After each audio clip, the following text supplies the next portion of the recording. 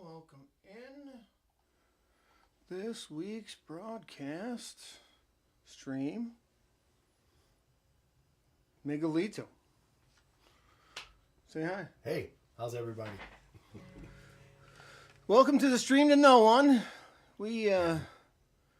He's privy to the chaos of me trying to put this all together because once again the production coordinator and the producer and the entire team didn't show up again. I got to do it myself.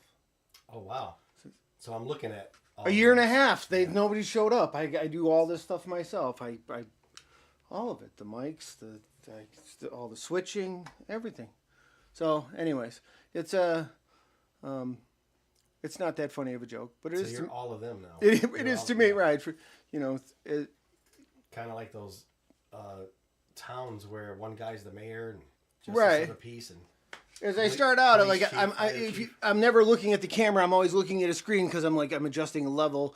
I'm setting up the screen for the next. Like at the end, there's a transition, and so then I have to set up the thank you screen, and then I'm making sure I got to fade out the. I play my music because it's royalty free. They're my songs. I can play them. If there's somebody else's, I get in trouble for it. So I'll play something of my own, and then I'm trying to fade it out and then unmute the thing, and it's like this this dance of ridiculousness that I do. Start getting emails from CSAC. right. So anyways, welcome into the stream to no one. Hopefully you're someone, and we have some someones this week. So there's some folks tuned in. So. I started this about a year and a half ago. I had, for those who are new, we have some familiar faces, usually weekly, but I started this because I had no place to play. I was a sad, lonely guy who was really tired of music, tired of the music scene, trying to be out there, trying to fight through it. And I just wanted to play some songs, and I figured out a way to just create this stream, and I sat in that room and I played whenever I felt like it to literally absolutely nobody. And but it was something. And over this period of time, I started just doing it and posting it, and then more people watch it after it's been posted than live. But there's a steady contingent of people that I find out, were like, "Hey, I watched your stream," and you're like, "You did? Oh, wow, that's cool," and then. Some of them get tons of views, and then I had a guest in at the end of last year talking about songwriting, and it was really a wonderful experience. And then with all the people that I've met, like you, in the last few months, I started asking people, "Hey, you want to come on and talk about songwriting or your process or songs that you like or whatever angle of songwriting that any person wants to, somebody that I admire, whom I've been out and thought was talented and a cool person, I invited on, and I have this whole list of people, and you're just at the front of the list. So Well, I got 1 out of 2 ain't bad. Self-deprecating. Most of the people that I've invited have the same sort of self-deprecating humor as well. So that's funny. So that's usually I'll do a song. Like we'll you can do a couple. I'll do one. I'll ask you a couple of dumb questions. We have the weekly feature now where we do a album side of the week. So I have nice. Since I bought the record player and got back into playing records, which is a whole thing.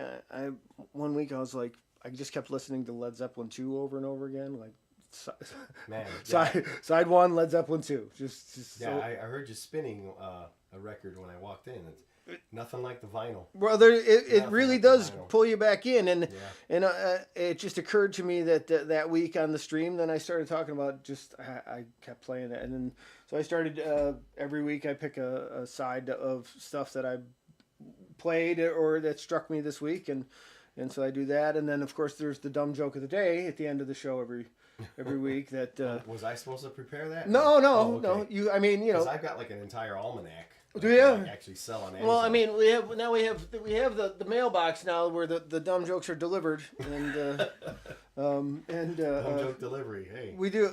Well, Aaron Kelly, who was the guest that sort of inspired the songwriting guest, was also he has one of the songs that he did the day that he was here and told a lengthy story about is Talkin' USPS Blues. He wrote this song during the pandemic.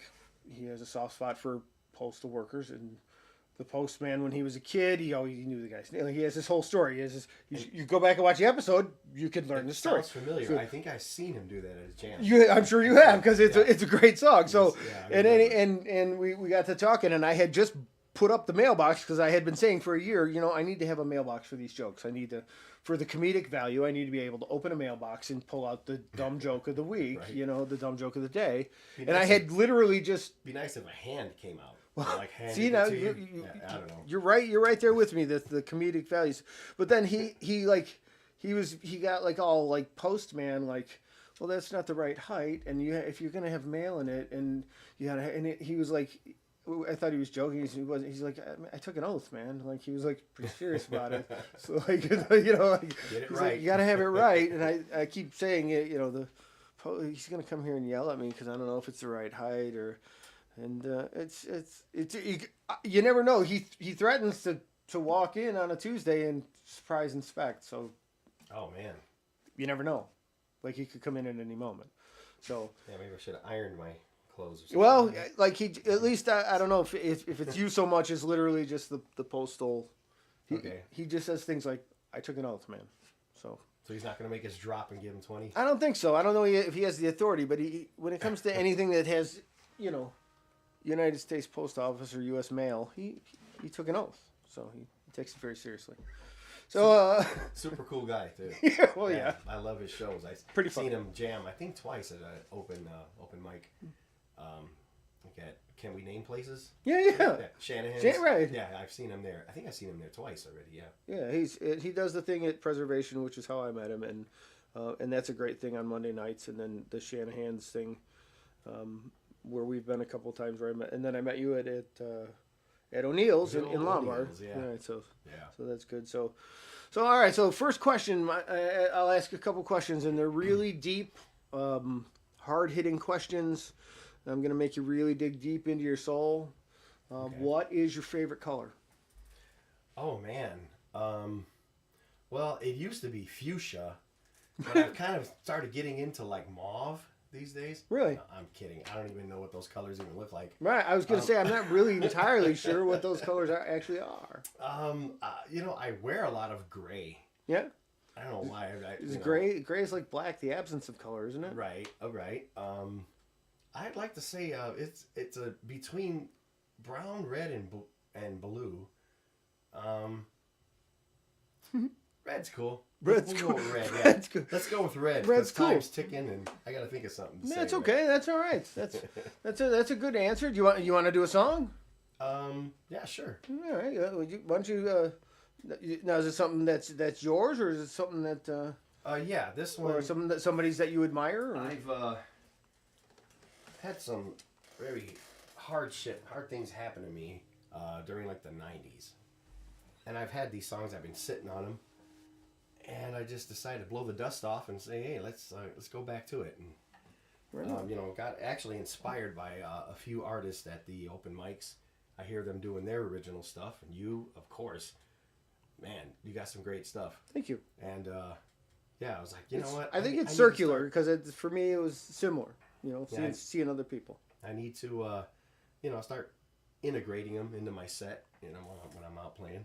That's kind of the idea of this too. Is like somebody inspired me, and so sort of pay it forward kind of a concept. And it was surprising when somebody said something like that to me, and it was like, okay, well, maybe I need to do something to pay it forward a little bit and try to encourage others to do the same. So right on.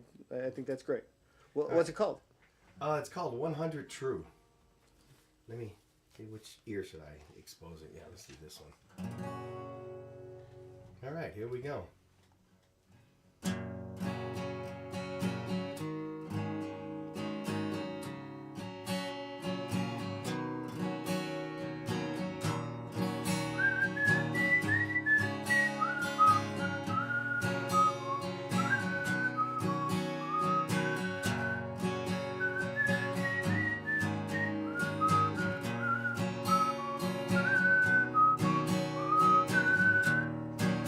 About 30 years ago, used to be so damn easy. Now the way they got things set up, you have to run out and do something crazy. Big songs, packing up my 6-string and staying out late. To put a roof over my head, clothes on my back and food on my plate. You know how hard I try, stay 100 true. You know how hard I try to stay 100 true, yeah. Used to be steel industry would welcome you right out of school. Now on these streets, you're fortunate if you can live past 22. Well, I survived, I'm still alive, and I've got some years left to play. Put all those years up on the line all at once. Hey, I'm not gonna go out that way. No way, no way. You know how hard I tried to stay 100 true. You know how hard I tried to stay 100 true, yeah. You know how hard I tried to stay 100 true. You know how hard I tried to stay 100 true, yeah. You should hear what they're saying about me, saying I'm the seed from the fruit of a bad tree. You know I should get pissed at what they say, but all in all, it's all just talk anyway. Once I had a pretty little girl, used to love me insane. Nowadays we just can't seem to agree on who's to blame.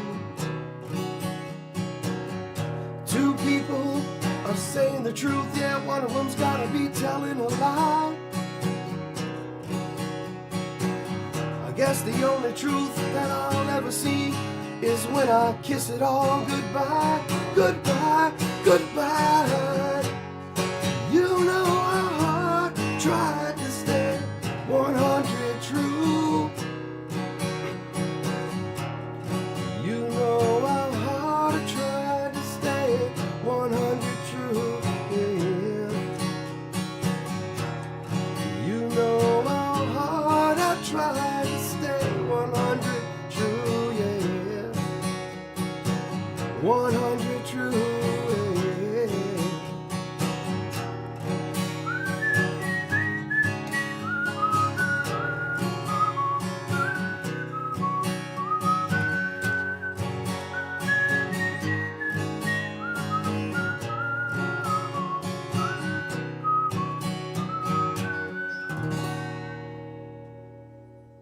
It went a little something like that. Been singing since Thursday, so... Oh, let me put these back on. Oh, here we go. Disaster strikes. Talk about the comedy hour, right? No worries. There we go. Yeah, I've been singing since Thursday, so... Yeah, you said you were struggling with Pretty rough vocally, yeah, as you could probably hear there. It Sorry, everybody that I know that's watching. It's a great song, and last week I played an original, a brand new song that I had written, and the previous week I had been really struggling, and I told everyone, you could, if it's in this betting culture, you could take bets that if I get through the whole song without coughing. So that was me last week. I got you. I feel you, because it was like I told my friend, it was like I was singing and I was doing everything I could to not over sing, because I knew if I pushed at all, I was gonna just start. It was on the edge of it. So yeah. I feel you. No, you did great. And thank you. What a great song. Like, thanks. Really enjoyable. Thank you. Yeah, it's a rough cut, but you know. Yeah, but that we're our own worst critics. Oh, of course. Right. Of course. Yeah. And until I'll sit there with like close to $200 in the tip jar, and I'm like, man, that sucked. I didn't do good, you know. somebody, you know, when we are having a tough time, and then somebody's trying to help you, myself included, and you can't, you know, you're like, you know, very good song. You liked it? Yeah. Good, man. Yeah, absolutely. Coming from a good songwriter like you, I'm glad to hear that that's you're a W. Thanks. I'm glad. Those are nice things to say. I'm glad to hear that you're trying to incorporate more of your originals, because I think more people. I'm glad to see that in recent. Like, I sort of gave up a little bit for a while, and it was because it felt like unless you were in Chicago and in certain places, you weren't even allowed to play originals. Like, it was so frowned upon for the majority of my life, and I've always played songs that I've written, but I've always felt like I had to sort of sneak them in. Yeah, you could always sneak one or two, you know, 4 or 5 maybe. I'd play them, or I'd play a couple, but then you always had to, like, better get back to something that people know pretty fast, right. or they're going to get mad at you. So, like... but I'm sure people would come up and ask about that. Hey, what was that one song that, you know, that they know that they never heard before? Sometimes, it touched them in some way. More recently, yes. Less, like, in the past, I really didn't have a lot of people listening, and it's been strange because recently, in this finally deciding to go out this summer and play, and just decided I was going to do something, and then I started out and it sort of fell into old habits where I would play, you know, 1 or 2 covers and then an original, and then, you know, 1 or 2 covers and then an original, and then, like I said, I was inspired by I went to Preservation in Geneva, and I played a couple times in Elmhurst. There's a place, Elmhurst Brewing, and it advertised like original music, but and it had a bunch of people that played some originals. It had covers but really talented people, really nice people, and I just started playing more originals than covers there, mostly originals, and got a good response. And then when I went out to Geneva and met Aaron and was at his open mic, and it was a really original based, predominantly open mic, and then I got a really good response there. I was like, I'm gonna just try and just stay with mostly that, and started getting better response, and it's interesting that the responses I've been getting in the last few months are different than at any point in my entire life. So I don't know if it's because something changed in my head about my commitment to it, or I don't know but something different happened, and I don't know, really can't put my finger on it. It's really different. Something different has happened. So, well, hey, that set you did at Chula's. That was the first time in my life I ever played an entire set and played no covers. Ever. Oh, wow. Ever. Okay. In my entire life. I never did that before. That was a great set. I appreciate that. Me and Cheryl still talk about it. Like, man,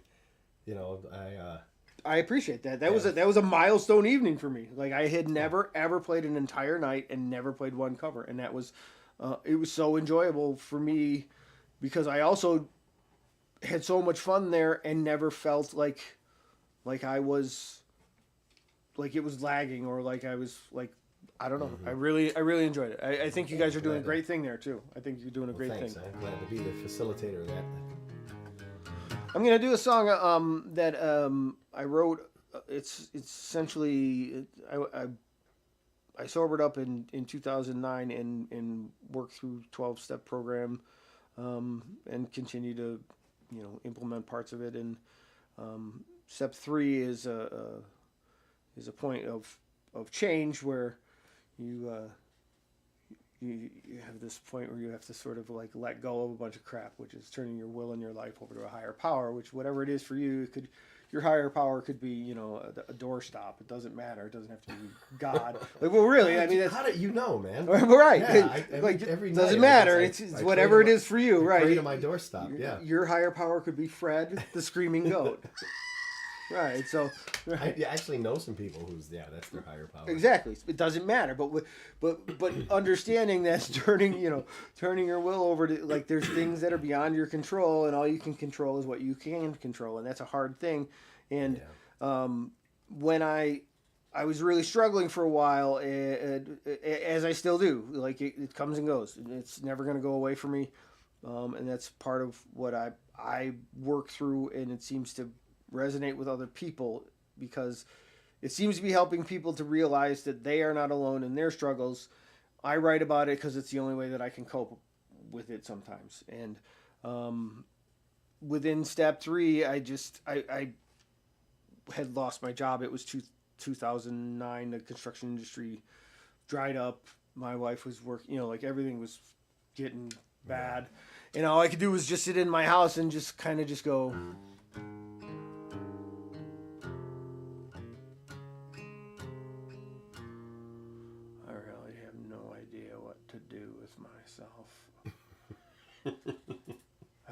I don't mean to laugh. Well, I'm making it a joke, dude. So that's okay. I've achieved it. I was trying to make you laugh, stuff. so right. I'm over here dying. Right. Well, I'm trying to make you laugh about it, but because I was literally in my house, and and all of a sudden it's like I realized, like, there's a song here.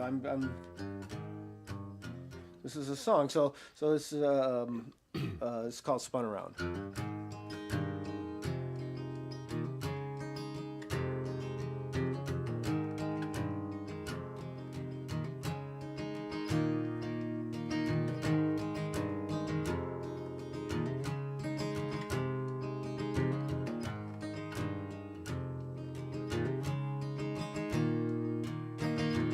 Where do I go? What am I supposed to do now?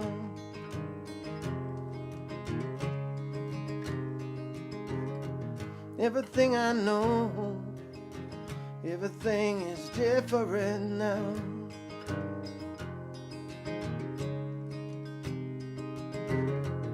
Someone please explain. Someone please explain to me how.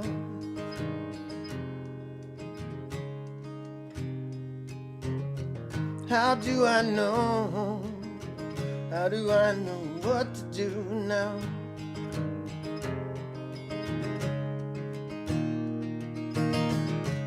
You are supposed to show me everything I need to know, and you are supposed to lead me where it is I'm supposed to go. And I thought I knew before, but then I found myself all spun around. Sit alone here in silence, I listen for a sound.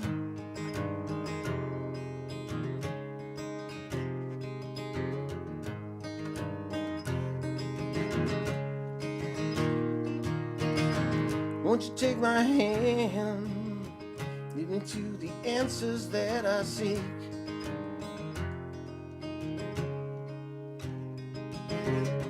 Show me what's in store, won't you let me take a little peek?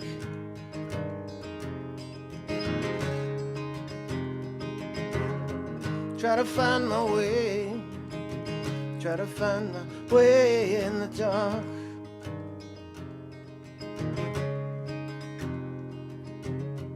Please make it bright, please grow the light created from this spark.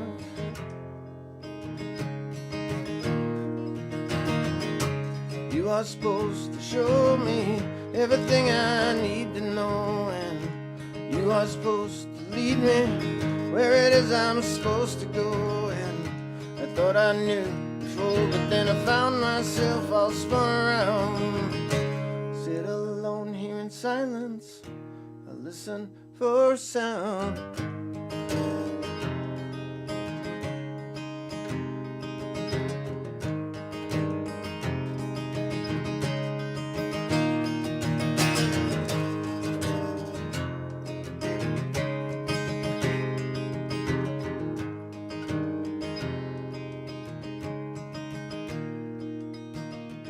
I'll sit and wait, anticipate illumination.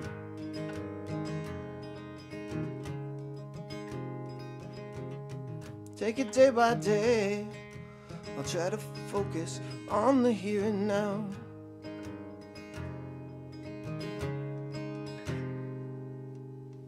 Think I'll write a song, I'll write a song to pass the time.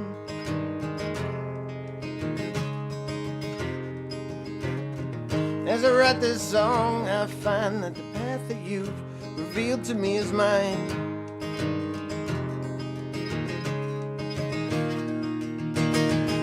I think you finally showed me everything I need to know, and I think you finally led me where it is I'm supposed to go. And I thought I knew before, but then I found myself all spun around. I sat alone there in silence, and then you made this sound.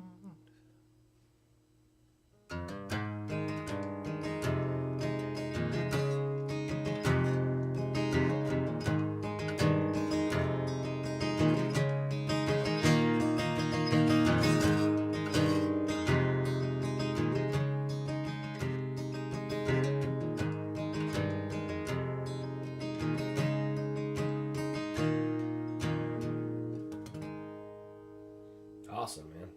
Yes. Thanks very much. Oh, man. All right, so that's spun around. That's I used to say that's like Excuse me. when you I was going to my first sponsor would say you have to do everything different. If you put your socks in your top drawer, put your socks in the bottom drawer. You have to change it because you have to get used to living your life completely differently. And I equated that time in my life to the metaphor being spun around is when you're getting ready to play pin the tail on a donkey as a kid, and they put the blindfold on you and they spin you around and they send you off, and you're not really sure which way you're walking or what you're just sort of walking blindly into the darkness of what's in front of you without really knowing what you're doing or where you're going. And that's kind of the thing of that song was when when you're writing a song, you sort of have this like for me, it's never. It almost never ends up where I think it's going to when I start. It's like I have this idea, and a turn of a phrase will come out or something. You go, oh, that's the thing, and then you go, oh, and you start pulling on that piece of string, and the term spun around sort of came out like of as I'm trying to convey these ideas, and once that sort of idea of that's how I feel. Like that's the idea of this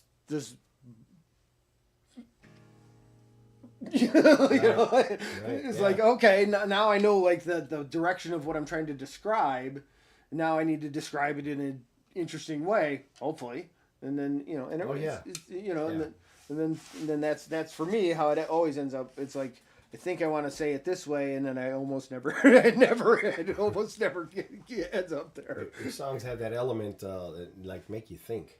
I hope so. That's what I tried to do. Yeah. I think that's what music should do. I think so too. You know? I mean, yeah, you got your good time music, but it can't be all big party. You know, some people are good at that. I think that.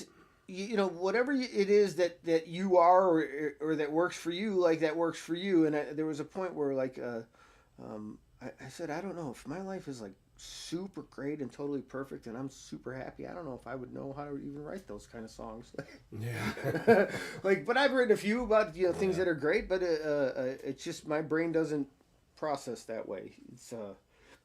It just doesn't. So I appreciate the kind words. It's been quite a journey to at least have enough confidence to know that they're not all complete garbage. Because for 20 years I pretty much thought everything that I did was trash, and when I opened my mouth it sounded like fingernails on a chalkboard, and this is awful. So. No, sounding great through these headphones. Good. I'm glad to hear that. So, all right. So, question number 2 for you. When did you write your first song? Can you remember when you wrote your first song? Oh, I think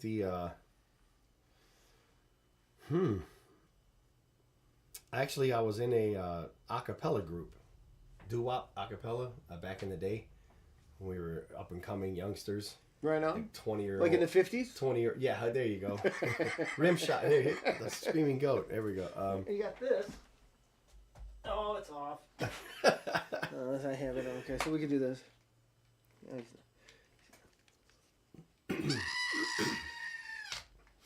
Yeah, when music was on stone tablets. Mm-hmm.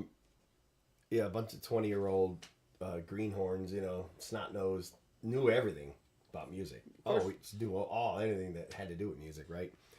I wrote a song. I did all the harmonies. I actually bounced. I had 2 cassette recorders, and I recorded it.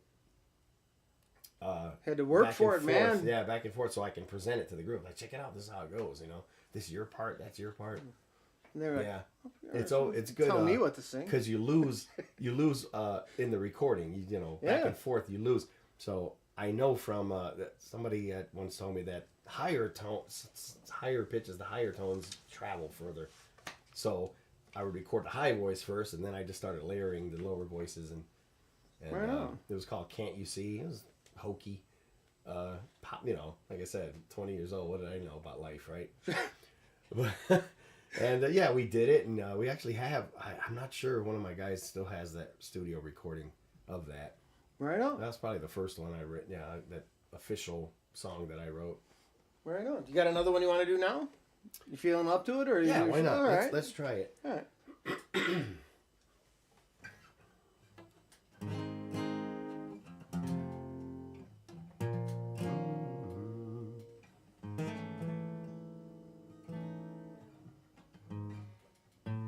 Do you need a tune? No. Because I could do. No, I'm gonna do it. I was thinking what key, but. Okay. All right. Here's I don't know if it'll make you think, but I was feeling this one time. It was like in this corner, Michael Aponte. In the red corner, the world. Yeah, this is kind of Me against the world. well, you'll hear it.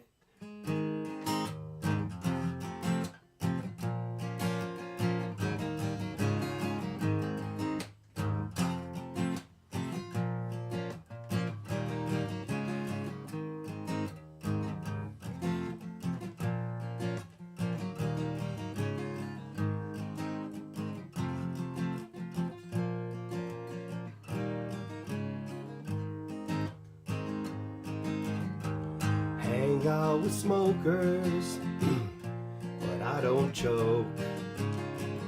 Hang out with rich people, and I hang out with regular folks. Hang out with gangsters, eh? But I don't bang. Just hope that when I get older, I will still be able to hang. Till then, I'll go through life, try to live, play my rock alternative on my guitar in local bar, and if I not hit, I won't quit.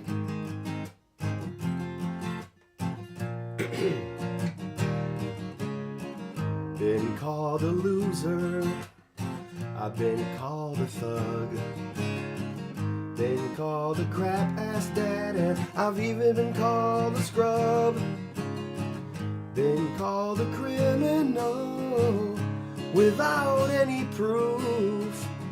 I swear that all this name calling's gonna make me blow the roof. Instead, I'll go through life, try to live, play my rock alternative on my guitar in local bar, and if I don't hit, I won't give a shit. I can say that, right? Sure, you just did.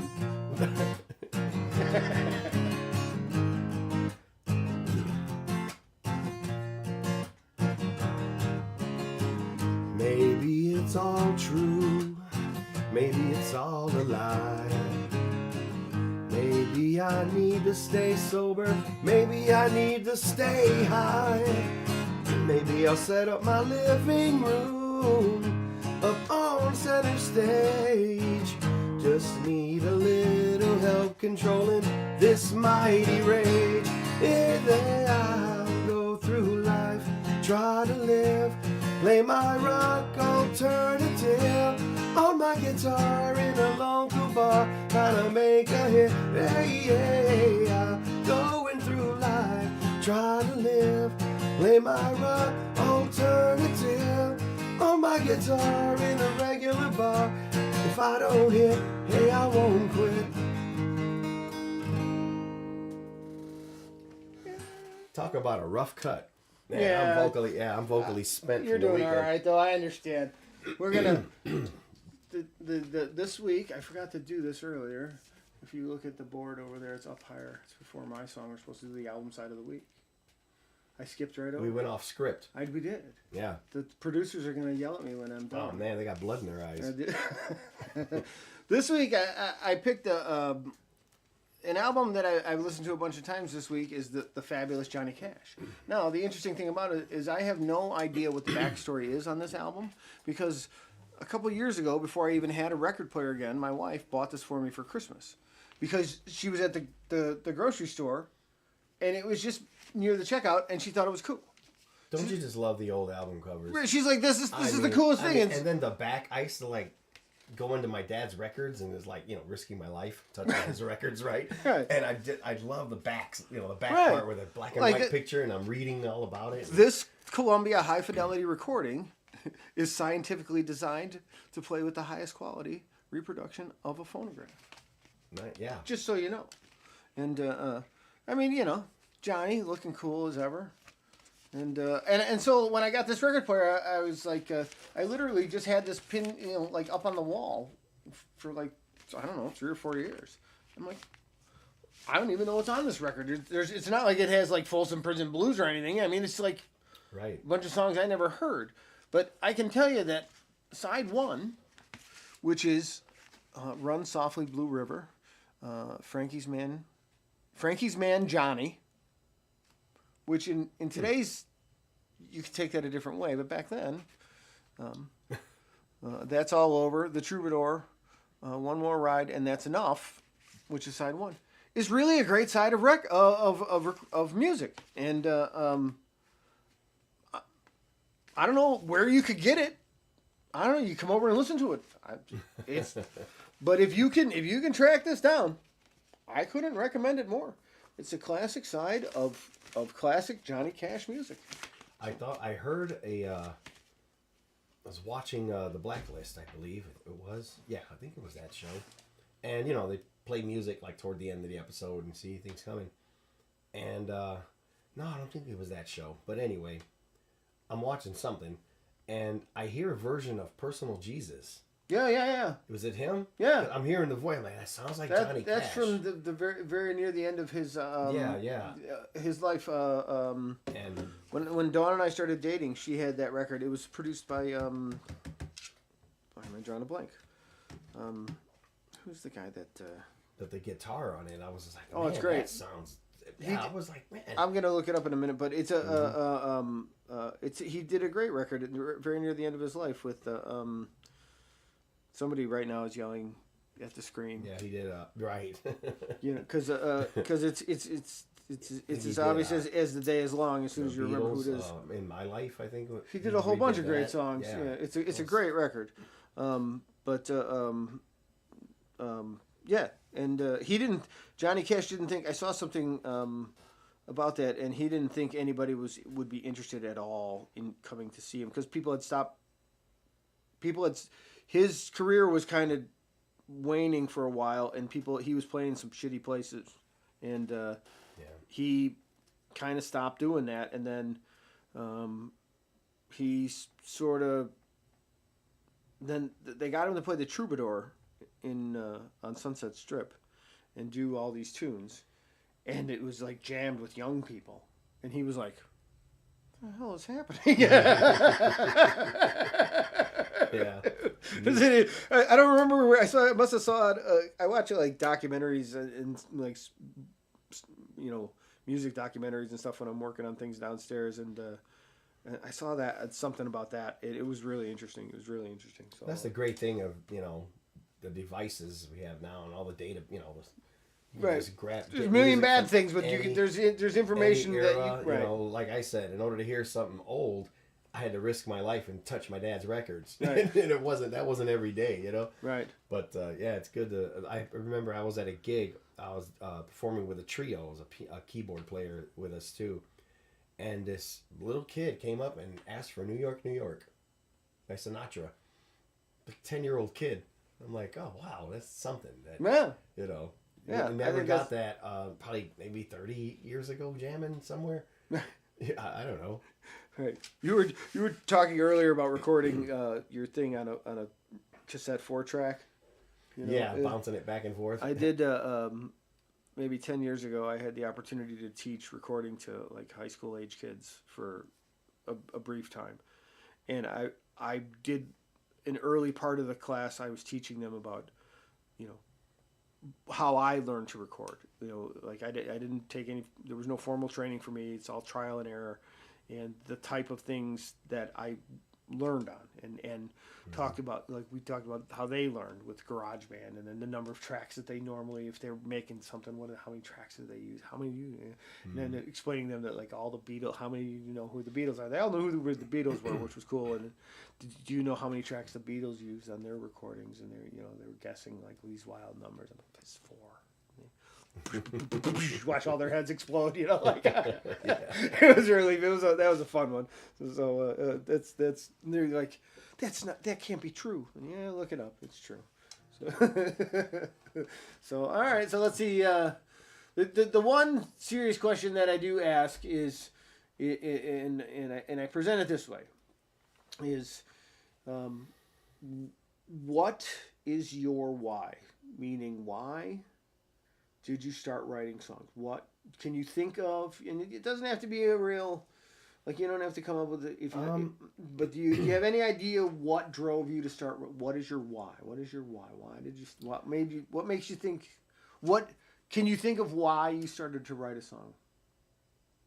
It could be as simple as you're trying to get a girl. The first one I said about the a cappella group, yeah, just, hey, look what I did.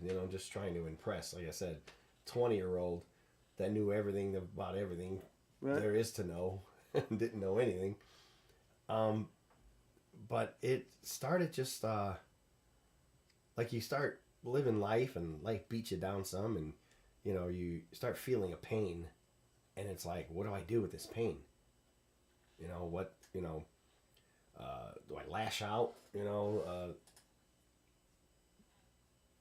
It's only so many tears you can shed till it starts getting to you and putting lines on your face and making you look. You just get like Mom always said, your face is gonna stay that way, right? Like that Clay the Blob. He's just sitting there looking sad all the time, and it's like, well, isolating myself. You know what I mean? And I just I gotta get this out somehow. Mm-hmm. So a lot of it's going through something. It's like, okay, let me just write it and put a melody to it, put some chords, like you were saying, fiddle around. I guess the why I start writing, why I want to write, and like I said, just to kind of, it's an outlet to vent instead of lashing out. Because I'm kind of, my birthday's coming up March 2nd, and I'm a little too old to be lashing out. Well, but it's sometimes you have to, at least for me, I have to find a place to put whatever it is, and it's a way to process information. It's a way, art is something. Sometimes some of us can't. It's gonna come out one way or another. So you better off putting it in a productive. Right. Productive use. Yeah, because I know me. That's I ran the streets when I was younger, so yeah. Sometimes I'm not a pleasant person to be around. So I don't know. You seem pretty pleasant to me. It's like, oh yeah, that's what age does. After a while, it's just like you're just too darn tired to do all this. Yeah, I know that. And it's best to just put it in a song, get it out, get the lyrics out. Get just what you're feeling. Like my dad passed away 4 years ago, and I started working on a song called "My Best Friend Is Dead." Just pretty much, Sums it up. I got 2 verses and a chorus. I'm still tinkering and messing with it. I kind of got off of it because it was, sometimes right. But sometimes you can do that with the piece of work and come back to it, and the right thing will fit. The right piece of the puzzle will present itself when it needs to. Right. And right. And that will be the right thing for the right time. Good advice. Thank you. So it's because I still feel like a rookie at it. Well, I think everybody does. I mean, really and truly. I wish I knew. I'm bad at I collect these pieces of information, but I'm really bad at all the details. But it was I heard somebody quoting this amazing, painter who was it was it could be the equivalent of Picasso, in his 80s or whatever, and they're like, why are you still doing what you're doing? He's like, I feel like I'm really close to getting good at it, it was some quote like that. It was brilliantly funny, some person who was the master at whatever it was he was doing, and he's like, I think I might be getting close to getting good at it, or something. It was really funny. All right. Oh yeah, I always feel like I'm learning. Even I've had 6 years in school. You could say I had 6 years of classical voice training for free. Probably didn't hear it tonight, but no, and I still don't think vocally I'm I'm still learning. But you could have just as easily said I can't come tonight, and I appreciate the fact that you did it, and you came and you played in it and you did fine. I got through it. Don't worry. I got to the end. I got to the finish line. Don't worry. Didn't finish first, but I got to the finish line. That will bring us to today's dumb joke of the day. Uh-oh. So Here we go. Today's dumb joke of the day is from. It comes to us. The stream to no one. 123 Stupid Head Road. Any town, Nowhereville. Hey, I think I've played there. Yeah. Yeah. I've had a gig there a couple times. I think I got the scar from when they threw stuff. This one's from Norm Peterson in Boston, Massachusetts. This is Norm. What's up? Right. No. From Boston. Right. Why couldn't the pony talk? Never had a pony, but I'll go. You got me. Why? Because, well, this fits. This really is right up your alley. Because she was a little horse. Oh. Right. That's so appropriate for today. Yeah. I'm a lot horse. Right. So that's today's dumb joke of the day. So, thank you for being here. I really appreciate it. Thank you. It was really enjoyable. I appreciate your. Well, I remember I met you as we were both getting ready to walk into O'Neill's, and I held the door open for you. That's right. And then you held the door open for me, and then we went in and we sat next to each other, and we ended up spending the whole evening chatting, and it was wonderful. And I'm glad to be friends with you, and I think you're a very talented guy, and I appreciate you including me in what you do, and it was a joy to have you here, and and hopefully many more opportunities to do more things in the future. Yes, and you ever see me jamming anywhere, you're always welcome on my stage, man. I appreciate that. All the time. So thank you, everyone, and you know, as the great Ray Rayner used to say. Oh, I love Ray Rayner. Do you remember what he used to say at the end of his show? I know he would do the thing with his leg. Right. And get to all a good night or something like that? No, bye, that was... bye, bye. Okay.